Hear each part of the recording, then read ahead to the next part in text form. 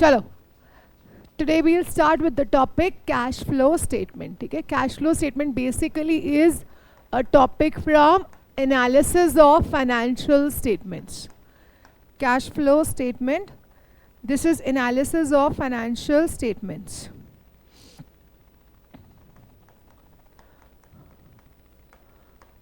अभी analysis of financial statements होता क्या है? पहले फाइनेंशियल स्टेटमेंट्स क्या होती है?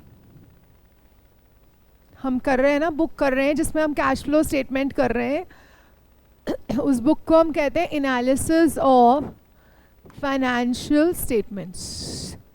This is the name of the book, analysis of financial statements. Now what are financial statements? Basically financial statements आपकी प्रॉफिट एंड लॉस अकाउंट जो होता है वो फाइनेंस अकाउंट होता है, and balance sheet. Balance sheet is a financial statement जो बताती है आपकी financial position as on a particular date. ठीक है, अब ये जो कैश फ्लो स्टेटमेंट है, नॉर्मली हमने अभी तक क्या किया था, हम बनाते हैं प्रॉफिट एंड लॉस अकाउंट, है ना, प्रॉफिट एंड लॉस अकाउंट बनाते हैं और बैलेंस शीट बनाते हैं. डू यू थिंक कि प्रॉफिट एंड लॉस अकाउंट से जो नेट प्रॉफिट्स डिस्क्लोज होते हैं, प्रॉफिट एंड लॉस अकाउंट से जो नेट प्रॉफिट्स डिस्क्लोज होते हैं, उतना कैश किसी ऑर्गेनाइजेशन के पास होता है या नहीं? Are the net profits equal to the cash an organisation has? No. Why? Why are the net profits? Net profits का मतलब क्या होता है कि हमने कितना अर्न किया. फिर नेट प्रॉफिट्स और कैश फर्म का इक्वल क्यों नहीं होता? अगर नेट प्रॉफिट्स ये दिखाते हैं कि हमने कितना अर्न किया, फिर नेट प्रॉफिट्स और कैश किसी भी फर्म का इक्वल क्यों नहीं होता? क्योंकि प्रॉफिट एंड लॉस अकाउंट में बहुत सारी नॉन कैश एक्सपेंसेस और इनकम्स भी होती हैं, जैसे आउटस्टैंडिंग एक्सपेंसेस. आउटस्टैंडिंग एक्सपेंसेस क्या होते हैं? Expenses which are due but not paid. मतलब उन एक्सपेंसेस के लिए कैश तो अभी नहीं गया फर्म से बाहर. उसके बाद डेप्रीसिएशन. डेप्रीसिएशन क्या है? नॉन कैश एक्सपेंस है. तो बहुत सारी ऐसी नॉन कैश आइटम्स होती हैं जो हमारे फाइनेंशियल स्टेटमेंट्स में होती हैं. इसीलिए प्रॉफिट एंड लॉस अकाउंट जो नेट प्रॉफिट डिस्क्लोज करता है, that is never equal to the cash that a business has. So ये जो कैश फ्लो स्टेटमेंट है, what is cash flow statement? Basically cash flow statement is a statement which is made to show the cash outflows specifically.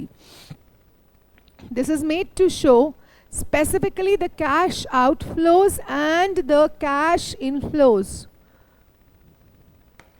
Cash outflows and cash inflows during a particular year.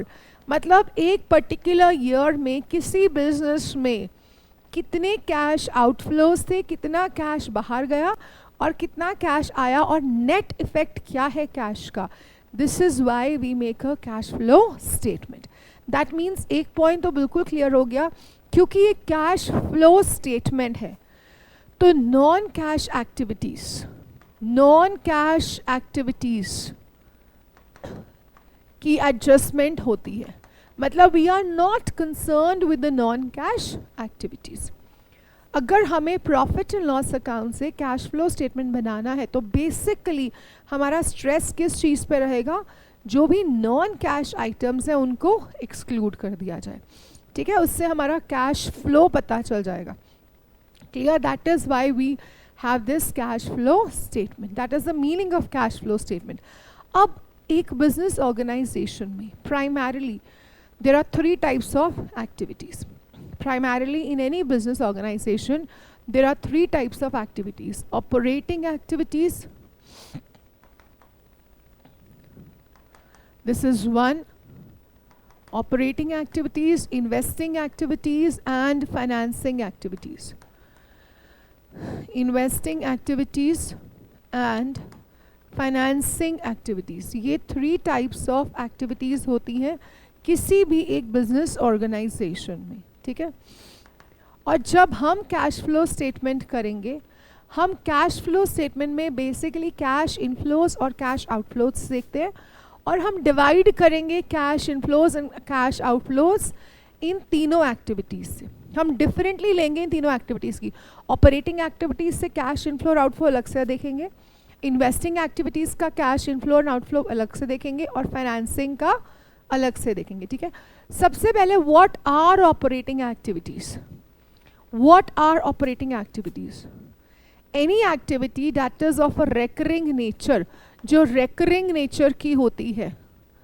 Recurring nature that means which is concerned with the day-to-day working of the organization. Day-to-day working of the organization. कोई भी activity जो recurring in nature हो और organisation की daily activities से concerned हो, कोई भी एक्टिविटी जो ऑर्गेनाइजेशन की डेली एक्टिविटीज से कंसर्न्ड हो, डे टू डे वर्किंग से कंसर्न्ड हो, उन एक्टिविटीज़ को कहते हैं ऑपरेटिंग एक्टिविटीज़। जैसे you are receiving money from creditors, वो क्या है? ऑपरेटिंग एक्टिविटी है। You are making payment to debtors, operating activity ना, क्योंकि क्रेडिटर्स और डेटर्स जो है वो रूटीन कोर्स ऑफ वर्किंग से आते हैं, ठीक है। उसके बाद अगर आपने कोई sale and purchase of raw material किया है, purchase of raw material, sales of goods, ये सारी क्या है? Operating activities. So all those activities which are related to the day to day working, जिस बिजनेस में आप डील करते हो उस बिजनेस से रिलेटेड जो एक्टिविटीज़ होती हैं उनको हम कहते हैं ऑपरेटिंग एक्टिविटीज़। अब एक सिंपल सी बात सोचो, अगर हमने देखना है कि cash flow from operating activities, cash flow from operating activities, अभी ये सिर्फ एक जनरल समझा रही हूँ, सिंपल सी बात है। अगर आपने cash flow from operating activities देखना है तो आप क्या करोगे? अगर आपको खाली cash flow from operating activities देखना है तो क्या करोगे? आप नॉन ऑपरेटिंग और नॉन कैश से कंसर्न्ड नहीं रहोगे। नॉन ऑपरेटिंग और नॉन कैश आइटम से कंसर्न्ड नहीं रहोगे, क्योंकि आपके पास क्या है? ऑपरेटिंग एक्टिविटीज आपने देखना है। उसके बाद सेकेंड काइंड ऑफ एक्टिविटी है, ये सिर्फ आपको थोड़ा सा बताने के लिए। Second kind of activity is investing activity. What do you mean by investing activities?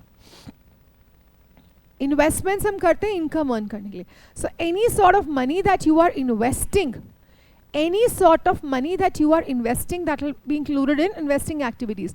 इसमें क्या हो सकता है? Purchase of assets, purchase of any sorts of assets, purchase or sale of any sorts of assets. It can be your plant and machinery, it can be your land and building, it can be your shares and debentures. किसी भी ऐसे asset में जब आप investment करते हो उसका sale या purchase आता है किसमें? Investing activities में। क्लियर हो गया? उसके बाद आता है फाइनेंसिंग एक्टिविटीज़। फाइनेंसिंग एक्टिविटीज़ में कौन सी एक्टिविटीज़ आएंगी? All those activities which are related to the arrangement of finances for your business. Arrangement of finances, वो सारी activities जिससे हम अपने business के लिए पैसे arrange करते हैं, ठीक है, जहाँ से हमारे business को पैसे मिलते हैं, वो सारी activities आती हैं financing activities में। इसमें क्या आ जाता है आपका? Issue of shares. आप शेयर्स क्यों इशू करते हो? क्योंकि आपको अपने बिजनेस के लिए पैसे चाहिए होते हैं। Issue of shares, issue of debentures, long term loans जो आप बिजनेस से लेते हो, ये सारी एक्टिविटीज़ कौन सी होती हैं? All these activities are known as financing activities. Is that clear? ये समझ में आ गया फाइनेंसिंग एक्टिविटीज़? ओके। अब बेसिकली हमारा मोटिव क्या है? बेसिकली हमें प्रैक्टिकल पार्ट करना है कैश फ्लो स्टेटमेंट का, ठीक है। उससे पहले let's start with the first one. हम सीधा उस पर आ जाते हैं। First thing that we have to start with is operating activities से हम कंसर्न्ड होते हैं। We are concerned with operating activities, ठीक है। एंड बेसिकली ऑपरेटिंग एक्टिविटीज से भी क्या होगा? CF, cash flow from operating activities. ये हमारा फर्स्ट स्टेप है, कैश फ्लो कैलकुलेट करना ऑपरेटिंग एक्टिविटीज़ से, ठीक है। Before this there is a term which I would like to tell you, इसमें होती है, वो टर्म है कैश एंड कैश इक्विवेलेंस। एक टर्म है बहुत common, cash and cash equivalents. What do we mean by this term, cash and cash equivalents? इसका क्या मतलब होता है cash and cash equivalents? This means जो चीज़ें हमारी नियर कैश होती हैं, जो एक तो कैश का मतलब क्या हुआ, जो आपके पास कैश है that can be cash in hand. जो आपके पास कैश इन हैंड है वो क्या है आपका कैश. कैश इक्विवेलेंट्स वो चीज़ें जो कैश के बराबर हैं, वो क्या हो जाएंगी आपकी कैश एट बैंक. आपके पास बैंक में जो पैसे पड़े हैं that is also nearly equivalent to cash. ठीक है, उसके बाद आ जाती हैं आपकी मार्केटेबल सिक्योरिटीज. मार्केटेबल सिक्योरिटीज ये भी आपका कैश इक्विवेलेंट माना जाता है. कैश इक्विवेलेंट क्यों, why is this known as cash equivalent? क्यों माना जाता है इसको? Because they can be easily sold in the market and converted into cash. तो मार्केटेबल सिक्योरिटीज भी कैश एंड कैश इक्विवेलेंट्स में माना जाएगा. ठीक है, इसको हम शॉर्ट टर्म इन्वेस्टमेंट्स भी कहते हैं.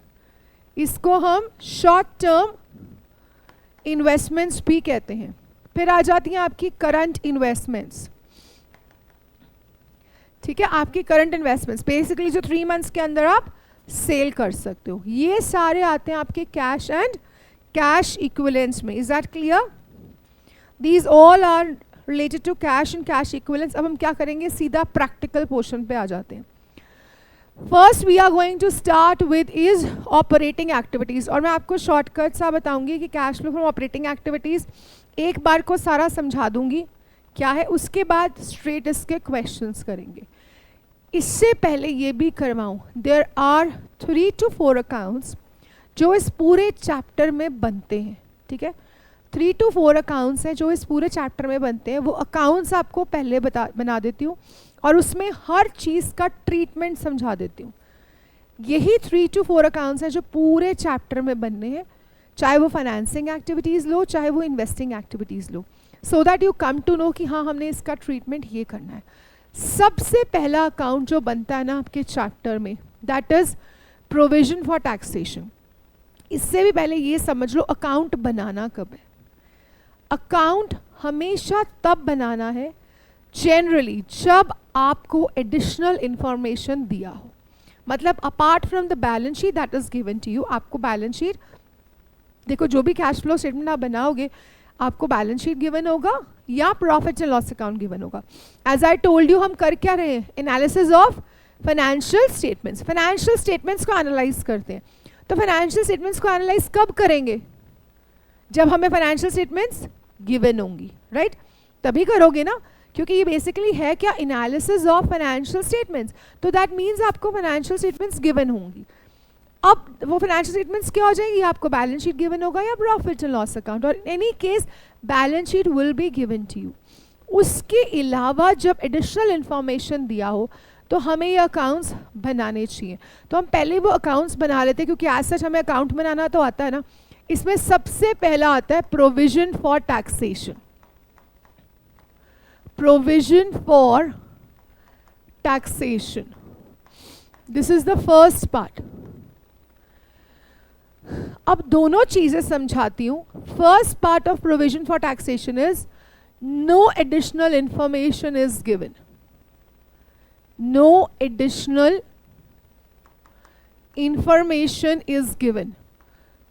अब what does this mean? No additional information is given. इसका मतलब क्या है? मतलब ये है कि आपको बैलेंस शीट दिया है, ठीक है, आपको बैलेंस शीट दिया है, 2 years के फिगर्स दिए, आपको 2 years की फिगर्स दिए, ठीक है. एनालिसिस तभी करोगे जब आपके पास 2 years की फिगर्स हैं. सपोज ये 2023 की है और ये 2024 की है, ये 2023 और 2024 की है. यहाँ आपको दिया है प्रोविजन फॉर टैक्सेशन. आपको पता है प्रोविजन फॉर टैक्सेशन किस हेडिंग के अंडर आता है?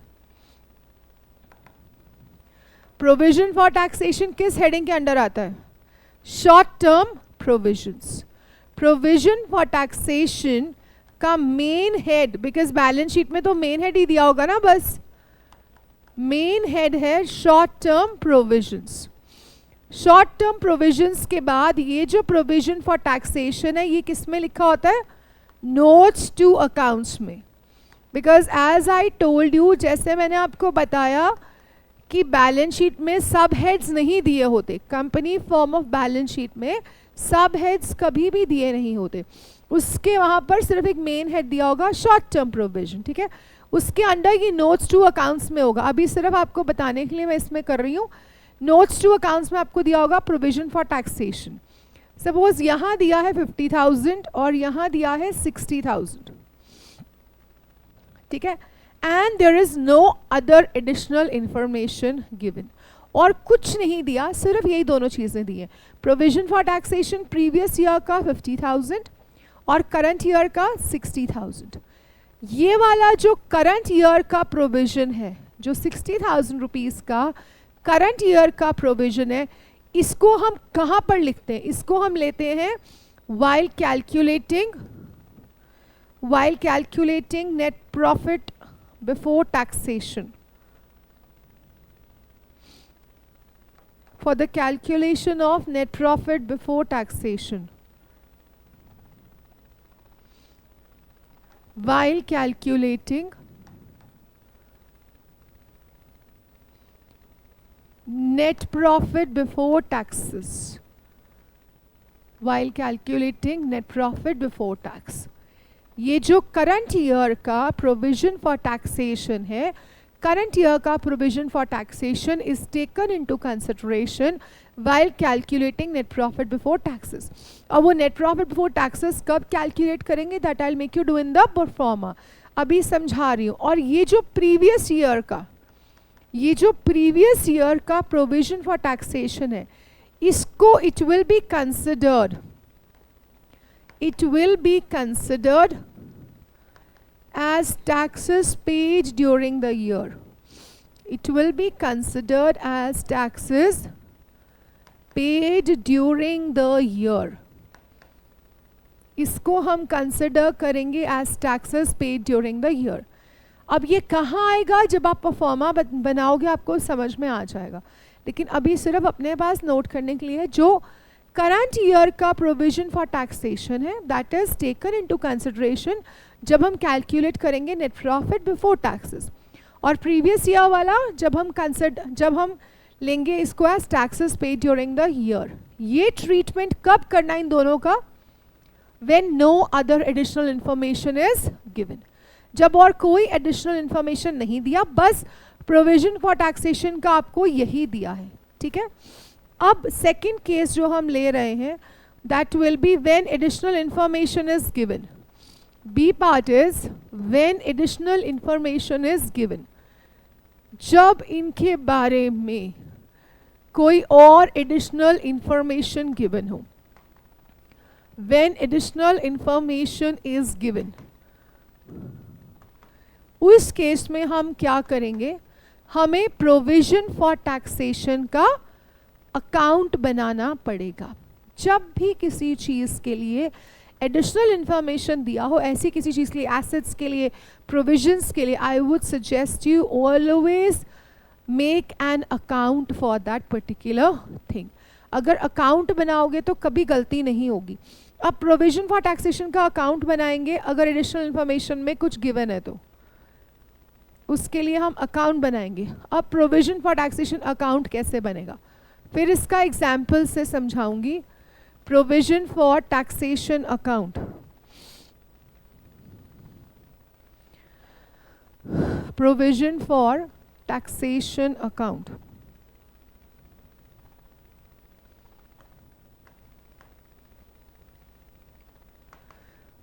अब देखो इसका अकाउंट कैसे बनेगा। यहां पर आएगा by opening balance, by opening balance. Opening balance कौन सा? Opening balance is the amount of the previous year. जो प्रीवियस ईयर का अमाउंट बैलेंस शीट में दिया होता है ना, ये आता है आपका opening balance. By opening balance the amount for the previous year. यहाँ आएगा टू क्लोजिंग बैलेंस, यहाँ पे आएगा क्लोजिंग बैलेंस। क्लोजिंग बैलेंस क्या है? Amount of the current year, current year का amount will be the closing balance, ठीक है। उसके बाद इस अकाउंट में दो और चीजें आएंगी, to bank. To bank means taxes paid during the year, taxes paid during the year, ठीक है। आपको कोई भी तीन चीजें दी होंगी और फोर्थ चीज जो इसमें आती है वो है by P&L account.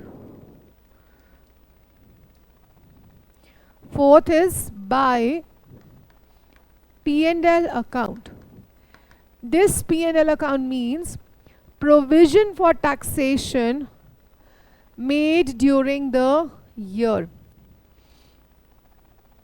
Bye P&L account में आएगा जो हमने प्रोविजन फॉर टैक्सेशन बनाई है ड्यूरिंग द ईयर। अभी एग्जाम्पल लेके बताती हूँ, क्योंकि जो हम बनाते हैं प्रोविजन फॉर टैक्सेशन अकाउंट उसमें यही चार चीज़ आएंगी बस, इसके अलावा और कुछ नहीं आएगा। Opening balance, closing balance, taxes paid during the year and provision for taxation made during the year. By two balance carried down, to balance carried down, ये closing balance, यहाँ to bank, that is taxes paid during the year, और यहाँ आएगा by P&L account, this is provision for taxation made during the year, taxation made during the year। Provision for taxation account में बस यही चार चीज़ें आएंगी और कुछ नहीं आएगा। आपको कोई भी तीन चीज़ें दी होंगी, डेफिनेटली आपको ओपनिंग बैलेंस और क्लोजिंग बैलेंस गिवन होगा, ठीक है। डेफिनेटली ओपनिंग बैलेंस और closing balance will be given to you. आपके पास ये ओपनिंग और ये क्लोजिंग बैलेंस तो आपके पास गिवन ही होगा। इन दोनों में से taxes paid during the year या provision made during the year, इन दोनों में से भी कोई एक चीज़ गिवन होगी। आपका फोर्थ, इन दोनों में से एक चीज़ आपकी बैलेंसिंग फिगर आएगी। समझ में आया? अब इसको ट्रीट कहाँ करना है?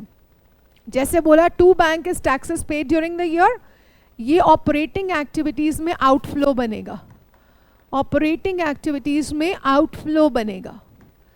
This will be an outflow under operating activities. Taxes paid during the year जो हमने बिना एडिशनल इंफॉर्मेशन के लिए भी किया था, taxes paid during the year that will always be outflow under operating activities. ये आउटफ्लो होगा अंडर ऑपरेटिंग एक्टिविटीज, ठीक है। और ये जो है provision for taxation made during the year, this will be added to calculate, ये जो है वो ऐड होगा कैलकुलेट करने के लिए what? Net profit before taxes, to calculate net profit before taxes.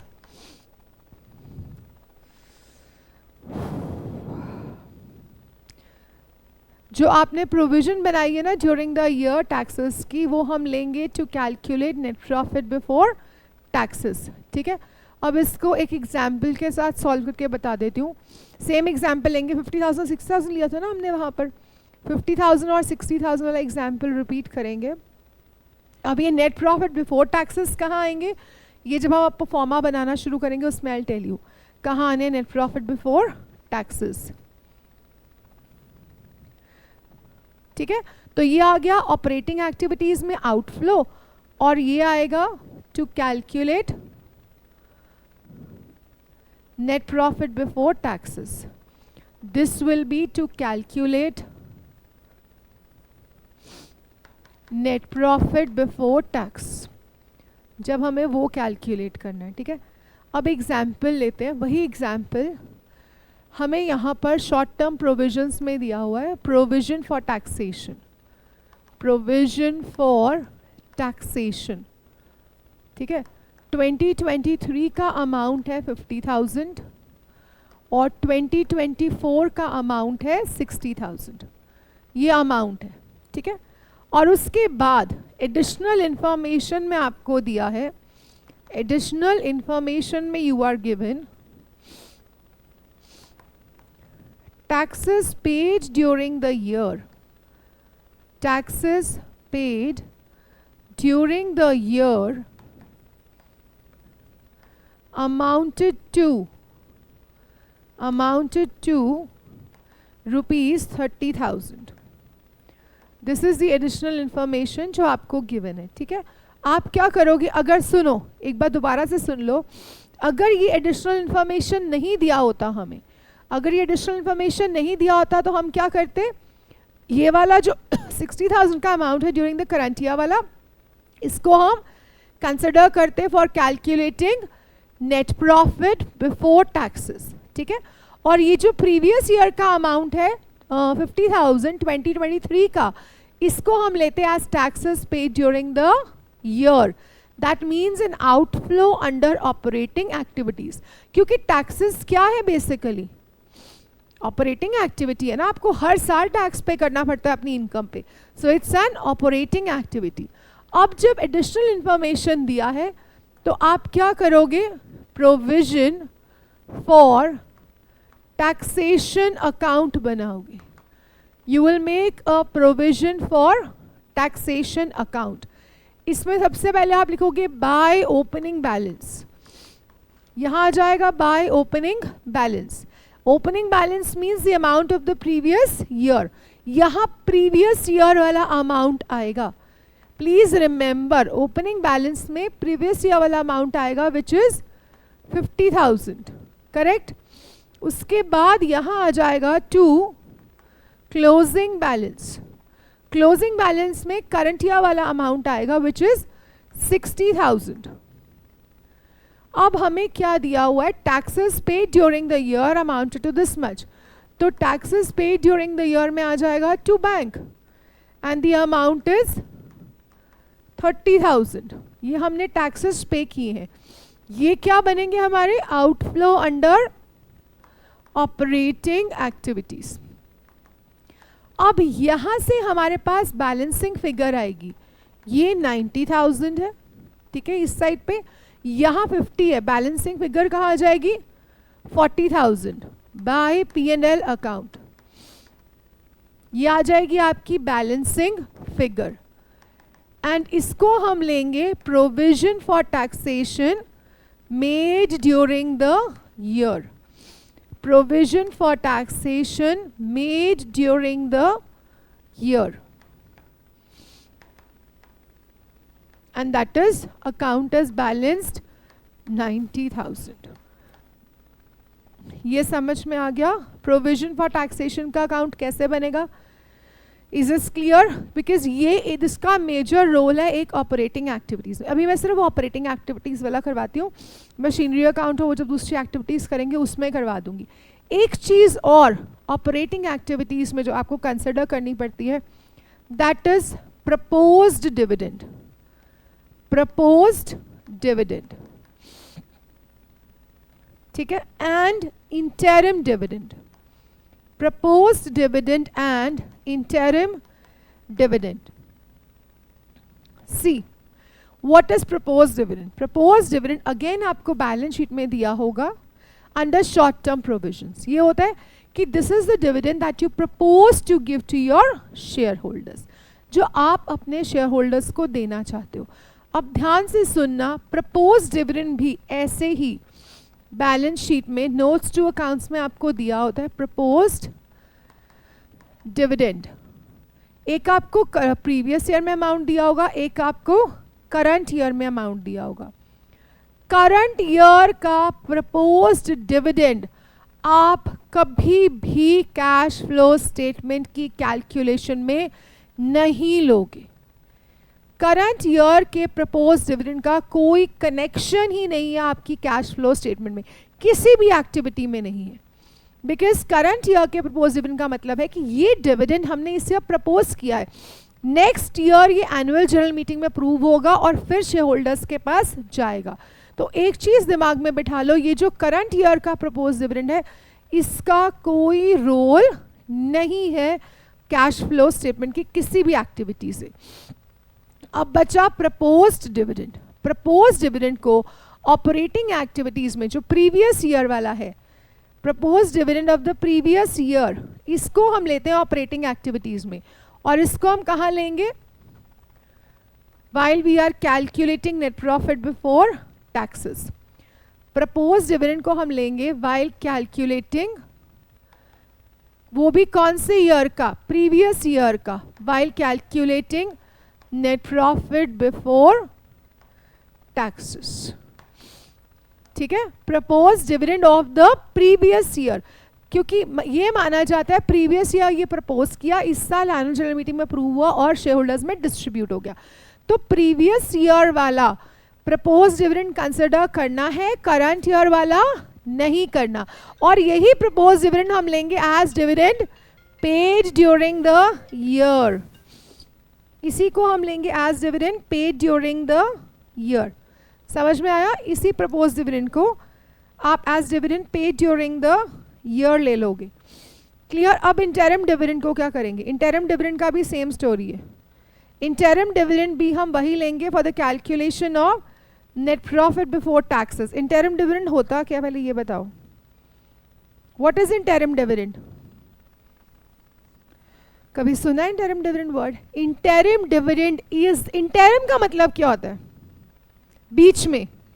Interim dividend is a dividend which is declared during the year as a bonus to the share holders.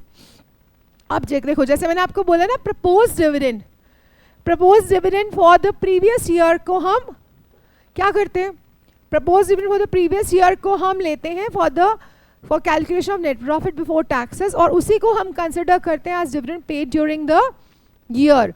Similarly interim dividend में भी वही scenario रहेगा, इसको हम लेंगे for the calculation of net profit before tax, इसी को हम लेंगे for the calculation of net profit before tax और इसी को हम लेंगे as dividend paid during the year, as dividend paid during the year.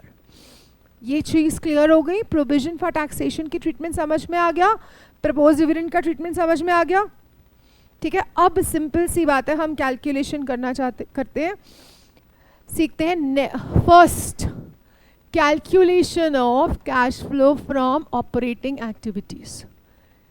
Calculation of cash flow from operating activities.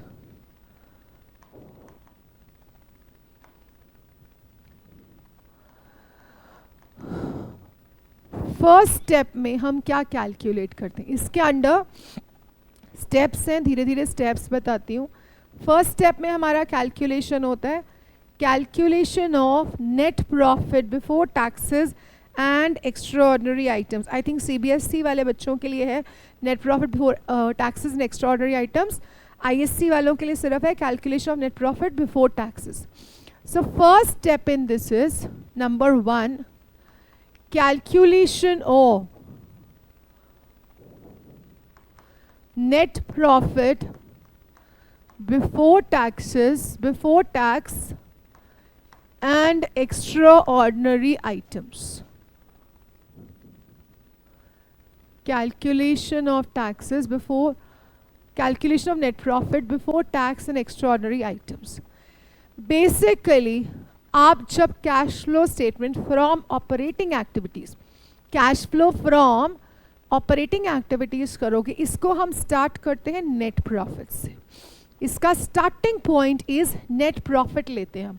Net profit दो जगह पे होता है, कहाँ कहाँ? एक प्रॉफिट एंड लॉस अकाउंट में, statement of profit and loss account में शो होता है, और दूसरा यहाँ हमें बैलेंस शीट में दिया होता है ना, उसमें भी दिया होता है ना, under the heading reserves and surplus, statement of profit and loss account. I would suggest you, अगर आपको पेपर में दोनों जगह दिया है, net profit as per profit and loss account भी दिया है और बैलेंस शीट में भी दोनों ईयर्स का दिया है statement of profit and loss account, always take the amount which is given in the balance sheet, balance sheet वाले से करना शुरू करना। अब जो नेट प्रॉफिट बैलेंस शीट में आता है उसमें तो सारा कुछ माइनस हुआ होता है, टैक्सेस भी माइनस हो जाएंगे, सब कुछ माइनस हो जाएगा ना, ऑल एक्स्ट्राऑर्डिनरी आइटम्स। उस नेट प्रॉफिट से हमें क्या कैलकुलेट करना है?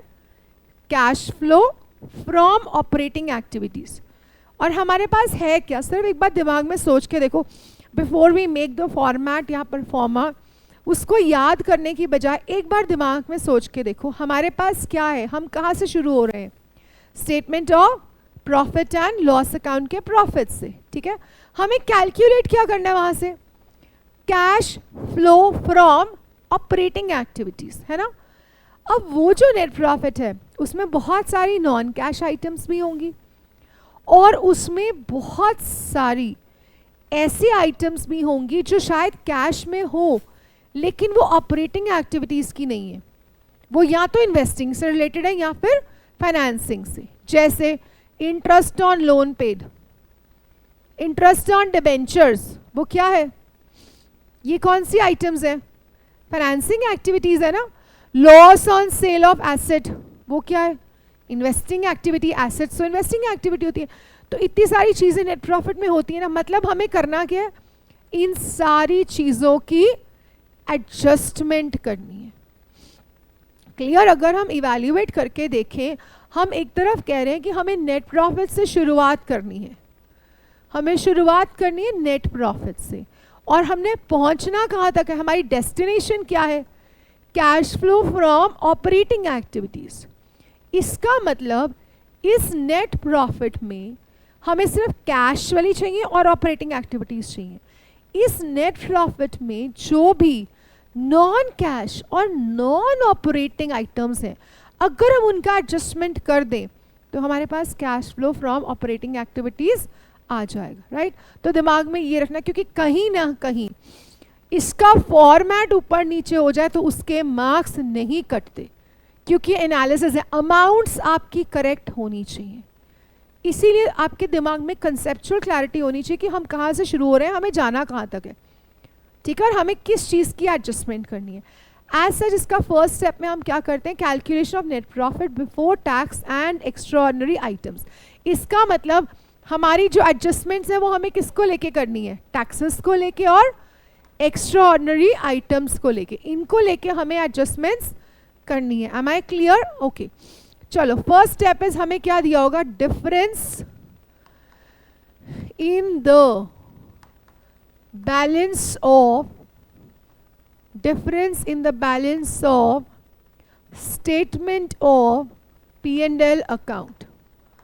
यहां से हम स्टार्ट करेंगे, क्योंकि बैलेंस शीट में जो आपको दिया होगा अमाउंट्स वो 2 इयर्स का दिया होगा, करंट ईयर और प्रीवियस ईयर का। तो आपने क्या लेना है? Current year minus previous year, ठीक है, ये आपने अमाउंट ले लेना है। उसके बाद ऐड करनी है एडजस्टमेंट्स की, हमने अब देखना है हमें ऐड क्या क्या करना है इसमें। वेरी फर्स्ट थिंग जो आपको ऐड करना है, मैंने अभी पीछे बताया, प्रपोज्ड डिविडेंड। प्रपोज्ड डिविडेंड, कौन से ईयर का प्रपोज्ड डिविडेंड ऐड करेंगे? प्रीवियस ईयर का, क्योंकि करंट ईयर का तो हमने कंसिडर ही नहीं करना। प्रीवियस ईयर का प्रपोज्ड डिविडेंड इसमें ऐड कर देंगे। उसके बाद interim dividend, interim dividend during the year. Interim dividend is neither past year nor current year. Interim dividend during the year. Interim dividend को हम ऐड करेंगे, and interim dividend is always during the year. उसके बाद क्या add करेंगे?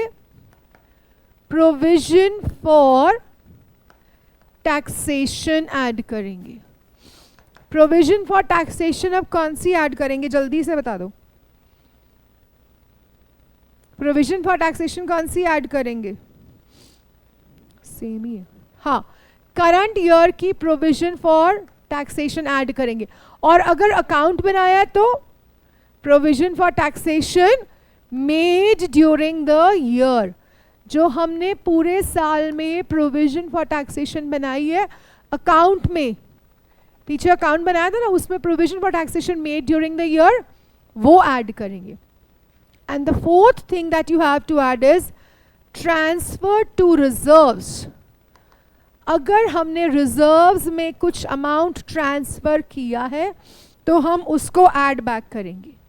अगर हमने reserves में कुछ ट्रांसफ़र किया है, अब रिजर्व्स में ट्रांसफ़र करने का मतलब क्या है, अगर हमने कुछ जनरल रिजर्व में ट्रांसफ़र किया है, ठीक है, या किसी भी और तरह के रिजर्व्स में हमने अगर अमाउंट ट्रांसफ़र किया है तो हम उसको ऐड बैक कर देंगे. लेस करने के लिए एक ही चीज़ है जो वैसे आपके फॉर्मेट के लिए है, एग्ज़ाम्स में बहुत रेयर आती है. अगर आपके पास कोई रिफंड ऑफ टैक्स आया है, if you have received any refund of tax, तो वो माइनस हो जाएगा, which is very rarely in your questions, but this is just for your information. इसके बाद जो यहाँ अमाउंट आपके पास आएगा, that will B net profit before tax and extra ordinary items. मैंने यही बताया था ना आपको कि हमने प्रोविजन फॉर टैक्सेशन में कहाँ पे लेनी है, नेट प्रॉफिट बिफोर टैक्सेस के लिए. फर्स्ट पॉइंट में क्लियर हो गया क्या हुआ? फर्स्ट पॉइंट में क्या क्या आएगा, हमें कैलकुलेट क्या करना है, net profit before taxes and extraordinary items. Start कहाँ से होंगे, difference in the balance of statement of profit and loss account. वो बैलेंस शीट से लेंगे. डिफरेंस कैसे आएगा, current year minus previous year.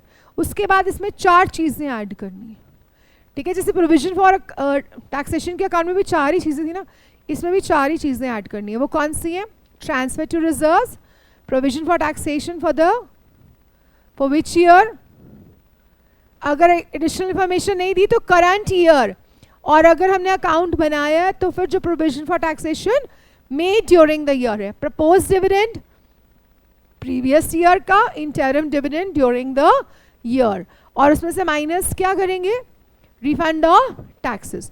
तो हमारे पास यहाँ से क्या आ जाएगा, net profit before tax and extraordinary items. अब हम बनाना शुरू करेंगे format of cash flow from operating activities. Cash flow from operating activities. अब इसका फॉर्मेट बनाते हैं. I always ask students to make it into 2 columns so that आपका नीटनेस रहेगा, ठीक है. यहाँ हम स्टार्ट कर रहे हैं. फर्स्ट पॉइंट हमारे पास क्या आ गया, net profit before taxes and extraordinary items. Net profit before tax and extraordinary items. This is the first thing that you have. इसके बाद अब मैंने क्या बताया था, हमारा टारगेट क्या है, नॉन कैश और नॉन ऑपरेटिंग एक्टिविटीज को सेपरेट करना, यही हमारा टारगेट है ना. अब देखो, नॉन कैश और नॉन ऑपरेटिंग एक्टिविटीज 2 तरह की होती हैं. कौन सी होंगी, non cash and non operating activities are of 2 types. Which are those 2 types? ये एक्सपेंसेस भी हो सकते हैं और इनकम्स भी हो सकती है ना. मैंने एक्टिविटीज बोला है, नॉन कैश या नॉन ऑपरेटिंग एक्टिविटीज. अब नॉन ऑपरेटिंग एक्टिविटी एक्सपेंस भी हो सकती है, इनकम भी हो सकती है. जैसे अगर हमने मान लो इंटरेस्ट ऑन लोन दिया, वो क्या है, non operating expense. Non operating expense है ना. Profit on sale of asset, वो क्या है, नॉन ऑपरेटिंग इनकम, ठीक है. तो इसका मतलब non cash and non operating activities 2 तरह की हो सकती हैं. ये एक्सपेंसेस भी हो सकते हैं और ये इनकम्स भी हो सकती हैं, ठीक है. इस स्टेप के बाद हमने करनी है adjustment. We have to make adjustments for non cash and non operating activities. We have to make adjustments for non cash and non operating activities. अब वो एडजस्टमेंट्स का मतलब क्या है, जो एक्सपेंसेस होंगे उनको हम क्या कर देंगे, ऐड बैक. जो नॉन ऑपरेटिंग या नॉन कैश एक्सपेंसेस होंगे उनको हम कर देंगे ऐड, और जो नॉन ऑपरेटिंग और नॉन कैश इनकम्स होंगी उनको हम कर देंगे माइनस, ठीक है. हम क्या करेंगे, एडजस्टमेंट जब करेंगे, add what, non cash and non operating expenses को हम प्लस कर देंगे. Non cash and non operating expenses को हम प्लस कर देंगे. Less non cash and non operating incomes. Non cash and non operating incomes को हम माइनस कर देंगे. ठीक है. अब अपने दिमाग से सोच के देखो. वैसे तो जब क्वेश्चंस करोगे बहुत सारी एक्टिविटीज आएंगी, आपको पता चल जाएगा ये नॉन कैश है नॉन ऑपरेटिंग है. हम अगर अपने दिमाग से सोच के देखें, इसमें क्या आ सकता है? डेप्रीसिएशन है ना, नॉन कैश है ना. डेप्रीसिएशन कैश पेमेंट थोड़ी करते हो. Depreciation charge during the year, this is non cash. ठीक है. फिर loss on sale of asset, this is non operating. Loss on sale of asset, non operating. फिर goodwill written off, goodwill written off और goodwill amortised, ये सारी non cash non operating में ही आएंगी ना. उसके बाद interest on loan, all these etc are your non cash and non operating expenses. ये सारे आपके non cash और non operating expenses आएंगे. ठीक है. उसके बाद increase in provision for doubtful debts, increase in provision for doubtful debts, ये भी तो non cash ही है ना. ठीक है. समझ में आ गया. यहाँ पे ये आएंगी. इसके बाद क्या आएगा? इनकम्स में क्या आ जाएगा? Profit on sale of asset, profit on sale of asset, interest on investments received, interest on investments. अगर increase in provision for doubtful debts expense में है तो decrease in provision for doubtful debts, ये आपकी आ जाएंगी non cash and non operating incomes. ये समझ में आ गया? क्लियर है? इसके बाद the second step that you have here is, इसके बाद जो अमाउंट आएगा उसको हम कहेंगे operating profit. Operating profit before working capital changes. Operating profit before working capital changes. देखो स्टेप 1 में हमने क्या किया था? हमने कैलकुलेट किया था net profit before tax and extraordinary items. उसमें हमने क्या किया था? डिफरेंस लिया था in the statement of, difference in the balance in the statement of profit and loss account which was current year minus previous year. उसमें हमने 4 चीजें ऐड की थी. Transfer to reserves, provision for taxation for the current year, और अगर account बनाया तो provision for taxation made during the year, propose dividend for the previous year and interim dividend. और माइनस क्या किया था? Refund of tax if any. उसके बाद जब हमने cash flow from operating activities calculate करना शुरू किया, अब हमारे पास क्या था? Net profit before tax and extraordinary items. उसके बाद हमने किसकी एडजस्टमेंट की? Non cash and non operating activities की. हमने ऐड क्या किया? Non cash and non operating expenses को. माइनस किसको किया? Non cash and non operating incomes को. हमारे पास क्या आ गया? Operating profit before working capital changes. ये है operating profit before working capital changes. इसमें अब हम क्या करेंगे? इसमें एडजस्टमेंट करेंगे फॉर वर्किंग कैपिटल चेंजेस. अब क्या करेंगे? एडजस्टमेंट करेंगे for working capital changes. Adjustment for working capital changes. Adjustment कर रहे हैं तो मतलब कुछ ऐड करना और कुछ माइनस करना. Adjustment for working capital changes, ये हमारा नेक्स्ट स्टेप आ जाएगा. ठीक है. इसमें हम ऐड करेंगे कुछ चीजें और कुछ चीजें माइनस करेंगे. Add and less. ऐड क्या करेंगे? ऐड करेंगे decrease in current assets. Current assets में अगर कोई डिक्रीज हुआ है उसको ऐड करेंगे. अब डिक्रीज इन करंट एसेट्स क्या होता है? डिक्रीज इन करंट एसेट्स कैसे देखेंगे? ये डिक्रीज इंक्रीज देखने के लिए हम क्या करेंगे, हमेशा current year minus previous year का amount, current year minus previous year का अमाउंट. ठीक है, डिक्रीज इन करंट एसेट्स को ऐड करेंगे and increase in current liabilities.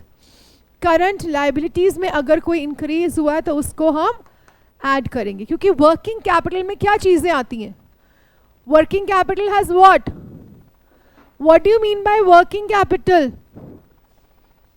Working capital is current assets minus current liabilities.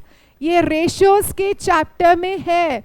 Working capital is current assets minus current liabilities.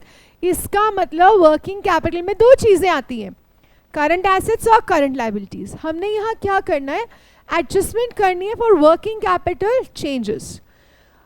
वो adjustment का मतलब क्या है? एडजस्टमेंट मीन्स कुछ चीजें प्लस कुछ चीजें माइनस. प्लस क्या होगा? Decrease in current assets. अगर करंट एसेट्स डिक्रीज हुए हैं मतलब करंट ईयर का बैलेंस कम है, प्रीवियस ईयर का ज्यादा था, वो ऐड हो जाएगा. फिर इंक्रीज इन करंट लायबिलिटीज. अगर करंट लायबिलिटीज इंक्रीज हुई हैं तो उसको भी हम क्या करेंगे, ऐड बैक करेंगे. लेस क्या करेंगे, इसका ऑपोजिट लेस हो जाएगा. Increase in current assets, increase in current assets and decrease in current liabilities.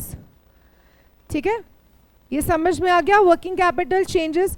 इसके बाद आपके पास क्या आ जाएगा, कैश जेनरेटेड फ्रॉम ऑपरेशंस. इसको कहेंगे कैश जेनरेटेड फ्रॉम ऑपरेशंस. पहले क्या आया हमारे पास, net profit before working capital changes, sorry पहले आया था net profit before tax and extraordinary items. उसके बाद क्या आया, ऑपरेटिंग प्रॉफिट. क्योंकि ऑपरेटिंग प्रॉफिट क्यों हुआ, देखो यहाँ पर प्लीज ध्यान देना. पहले आपके पास था net profit before taxes and extraordinary items. उसके बाद क्योंकि नॉन ऑपरेटिंग की तो हमने एडजस्टमेंट कर दिया ना, तो हमारे पास क्या आ गया, operating profit before working capital changes. उसके बाद हमने क्या किया, adjustment for working capital changes. तो हमारे पास आ गया कैश जनरेटेड फ्रॉम ऑपरेशंस. इसमें से हम माइनस करेंगे taxes paid during the year. अब पता चला मैंने taxes paid during the year कहाँ लिखवाया था, और लिखवाया था कि वो आएगा ऑपरेटिंग एक्टिविटीज़ में. So taxes paid during the year हम क्या करेंगे, माइनस. और जब हम taxes paid during the year minus कर देंगे हमारे पास क्या आ जाएगा, cash flow from operating activities. Cash flow from operating activities. This is the first part of cash flow statement, cash flow from operating activities. ये समझ में आ गया, दोबारा रिपीट करने की जरूरत तो नहीं है. सारे स्टेप्स क्या थे यहाँ एक बार कर ले. You want me to repeat the steps once? Is it clear? First step में हमने क्या कैलकुलेट किया था, net profit before tax and extraordinary items. Next उसके बाद क्या था,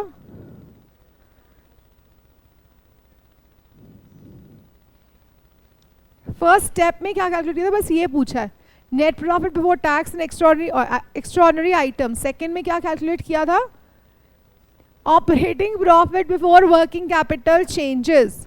उसके बाद थर्ड स्टेप में क्या था, कैश जनरेटेड फ्रॉम ऑपरेशंस. और लास्ट में क्या था, cash flow from operating activities. Clear है, यहाँ तक समझ में आ गया. अब क्वेश्चंस करते हैं. चलो let's start doing the questions now. Simple question उठाते हैं पहले. अपनी बुक के क्वेश्चंस निकाल लो. We'll take simple questions.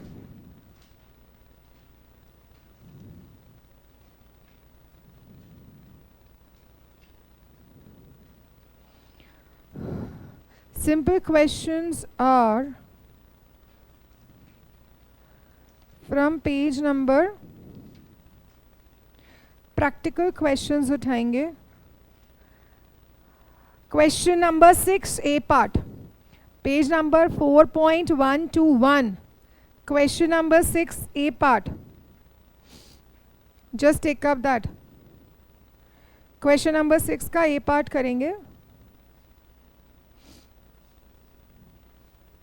चलो, question number 6 A part, let's see. You are given calculate cash from operating activities. ये आपको calculate करना है फर्स्ट पार्ट में, cash from operating activities. You have to calculate cash from operating activities.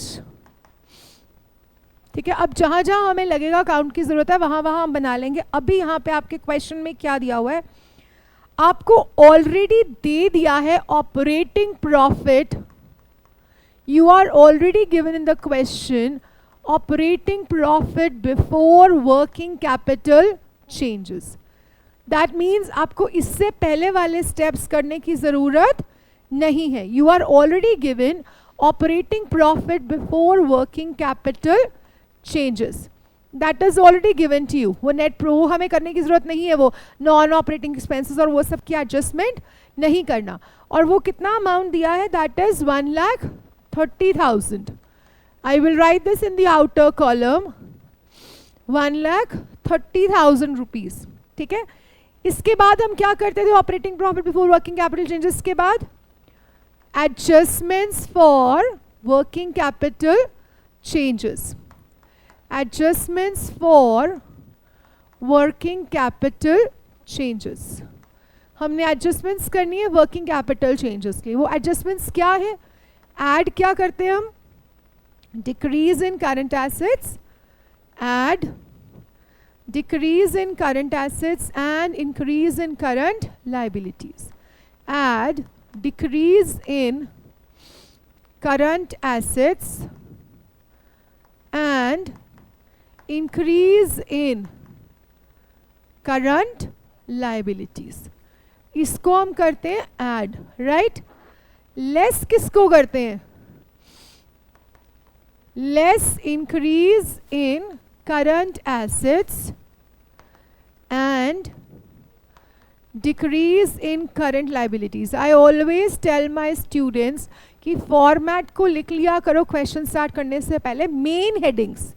उससे क्या होगा, एक तो फॉर्मेट आपको याद रहेगा, और अगर आपने मेन हेडिंग्स लिखी होंगी आपको पता होगा कि ये चीज़ यहाँ फेंकनी है, ये चीज़ यहाँ फेंकनी है। So things will become easier for you. ठीक है, अब देखो, first you are given debtors.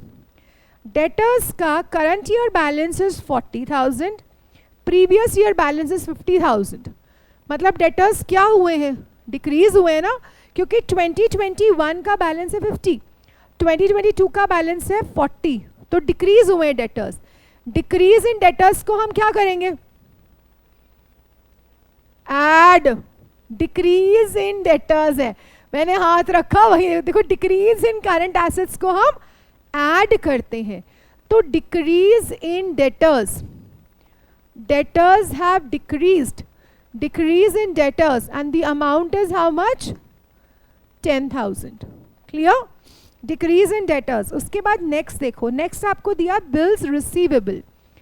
Previous year में अमाउंट था 10,000, करंट ईयर में है 12,500। मतलब बिल्स रिसीवेबल क्या हुए हैं? इंक्रीज हुए हैं ना 2,500 से। इंक्रीज इन करंट एसेट्स को क्या करना है? माइनस।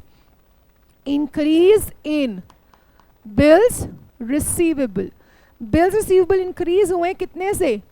2,500। नेगेटिव अमाउंट लेस करना है अकाउंट्स में, नेगेटिव अमाउंट को हम हमेशा किस में लिखते हैं? ब्रैकेट्स में। ठीक है, तो ये माइनस। नेक्स्ट क्रेडिटर्स, क्रेडिटर्स क्या हुए हैं? डिक्रीज।